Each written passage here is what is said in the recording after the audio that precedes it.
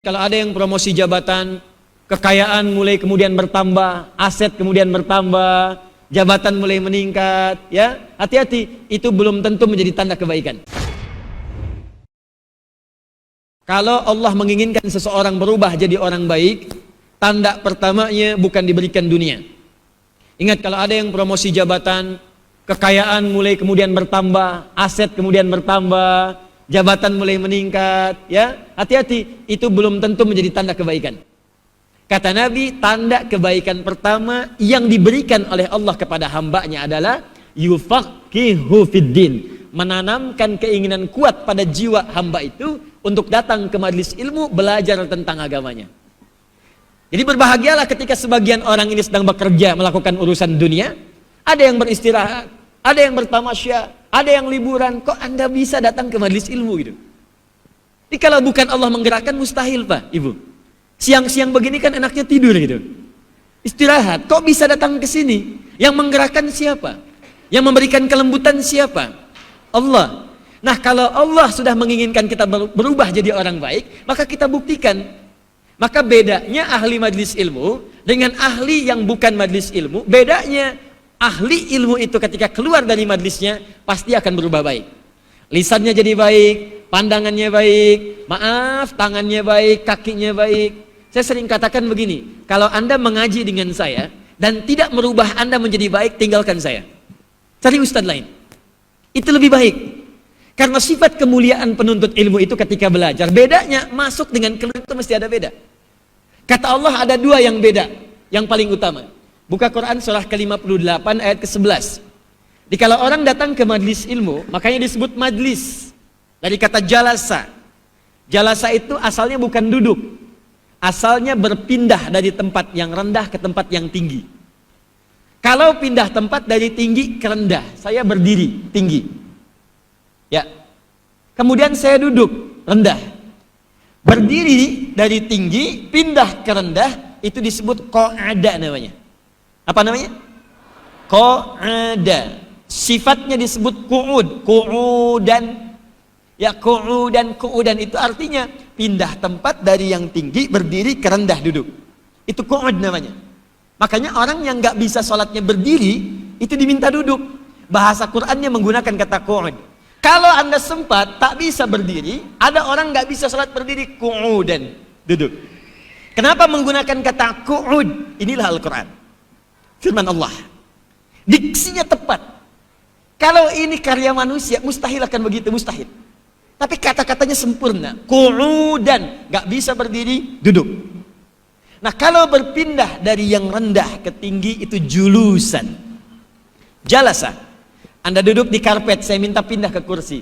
Maka orang Arab fasih mengatakan tafaddol ijlis, pindah tempat. Tempatnya disebut majlis. Jamaknya majalis. Kenapa tempat menuntut ilmu disebut dengan majlis? Berasal dari kata jalasa, bukan sekedar tempat, tapi tempat yang mengangkat Anda dari rendah menuju tinggi. Jadi kalau datang ke majlis ilmu, itu mesti mengangkat Anda, mesti naik level kita, dari bawah naik ke atas, dari rendah naik ke atas. Apa yang diangkat? Teruskan ayatnya. Yarfa'illahu alladhina amanu minkum walladzina utul ilma darajat. Pertama mesti naik iman. Makanya kalau Bapak, Ibu, teman-teman mau cari majelis ilmu, cari tempat-tempat yang bisa mengangkat iman kita supaya dekat dengan Allah. Ini bukan hadir ke tempat biasa. Kalau cuma tertawa, kenapa harus ke majelis ilmu? Banyak tayangan di TV membuat kita tertawa. Banyak bacaan membuat kita tertawa. Tapi majelis ilmu itu beda, kata Allah. Pertama mengangkat iman kita supaya dekat dengan Allah. Nah, kalau iman itu sudah naik, dekat dengan Allah, maka bukti dari itu adalah amal soleh namanya. Jadi orang kalau imannya kuat, amal solehnya banyak. Makanya kalimat iman dalam Al-Quran seringkali disandingkan dengan amal soleh. Nanti sebentar lagi asar, ada surah Al-Asr, surah 103. Yuk kita baca. Wal asr. Innal insana lafi illa alladzina iman. Perhatikan. Di ayat tadi, yarfa'illahu alladhina amanu minkum. Quran surah 58 ayat 11. Di Quran surah Al-Asr, illa alladhina amanu. Di sana amanu, di sini amanu. Setelah itu, wa amilus solihat. Illal ladzina amanu wa amilus shalihat. Kata iman dipasangkan dengan amal saleh. Karena itu beda orang yang ikut ke majelis ilmu, yang imannya naik, pasti buktinya amal salehnya meningkat. Jadi kalau Bapak Ibu ingin tes nih ya, saya berhasil nggak ikut pengajiannya Ustadz Adi Hidayat? Saya berhasil nggak ikut majelis taklimnya Ustadz Fulan, Ustadzah Fulan? Apa bedanya? Cirinya apa? Apakah iman Anda meningkat dan setelah itu Anda terdorong semangat menunaikan amal saleh? Salatnya semangat gak? Baca Qurannya semangat gak? Puasanya semangat gak? Tahajudnya semangat gak? Lisannya berbuat baik gak? Jangan-jangan ikut taklim saya pulang-pulang senang mencela, maka saya tidak pernah mengajarkan itu. Jangan-jangan pulang dari taklim saya jarang sholat, ke masjid susah, maka saya tidak pernah mengajarkan itu. Kalau Anda ikut dengan saya tidak merubah Anda jadi baik, tinggalkan saya, cari ustaz lain.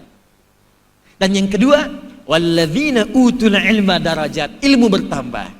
Iman itu penting, amal soleh itu bagus, tapi tidak cukup saja semangat tinggi iman menunaikan amal soleh tapi kosong ilmu. Besok saya akan semangat menunaikan sholat subuh, saking semangatnya 4 rakaat subuh. Mesti ada ilmu, dasarnya pengetahuan. Karena itu kita kemudian duduk, datang, kita mengaji. Nah, kalau orang sudah seperti itu, dekat dengan Allah, amal solehnya banyak, ilmunya luas, maka Masya Allah, langsung turun jaminan dari Allah Subhanahu wa Ta'ala, maka akan dibuka pintu rizki dan keberkahan dari langit dan bumi untuknya. Tidak cukup dengan amin, kita amalkan dulu. Gabungan antara iman dengan ilmu jadi takwa namanya. Iman dengan ilmu, kumpulkan satu, praktekkan amal soleh, nilainya disebut takwa. Karena itu dalam Al-Quran, semua ketika kita beramal soleh itu muaranya takwa. Ayo, siapa yang puasa nanti Senin, Kamis? Ya, kan saat diminta puasa ujungnya takwa. Al-Baqarah ayat 183. Ya ayyuhalladzina amanu kutiba alaikumus syiyam. Ingat syiyam, asyam bukan asyab. Ya ayyuhalladzina amanu kutiba alaikumus syiyam kama kutiba alal ladzina min la'allakum supaya kamu takwa. Kemarin baru haji, ada yang umrah. Apa tujuan bekal utamanya? Takwa. Buka Quran surah kedua Al-Baqarah ayat 197, paling kanan sebelah atas. Al-hajju ashhurum ma'lumat, faman farada fihinna al-hajja fala rafatha wala fusuqa wala jidala fil hajj. Wa ma taf'alu min khairi ya'lamhu Allah wa tazawwadu fa inna khairaz zadi taqwa. Barusan salat zuhur, salat itu amalan takwa. Tadi saya katakan perpaduan iman dengan ilmu menghasilkan takwa. Buka Al-Baqarah ayat 2 sampai 3. Dzalikal kitabu la hudan lil muttaqin, itu orang takwa. Siapa orang takwa ini? Ayat 3-nya. Alladzina yu'minuna bil ghaib, iman dulu. Setelah itu wa yuqimunas shalah. Kalau sudah jadi takwa, nih naik level, muslim, jadi mukmin, alim dengan ilmu, jadi muttaqin, jadi orang takwa. Maka apa yang dijanjikan oleh Allah pada orang itu? Quran surah ke-7 ayat 96. Walau anna ahlal qura amanu wattaqau la fatahna alaihim barakatim minas samai wal ardh. Kalaulah satu penduduk negeri, kata Allah bukan 1, 2, 3 orang, tidak. Saya tidak inginkan satu orang aja yang nyaman, kata Allah.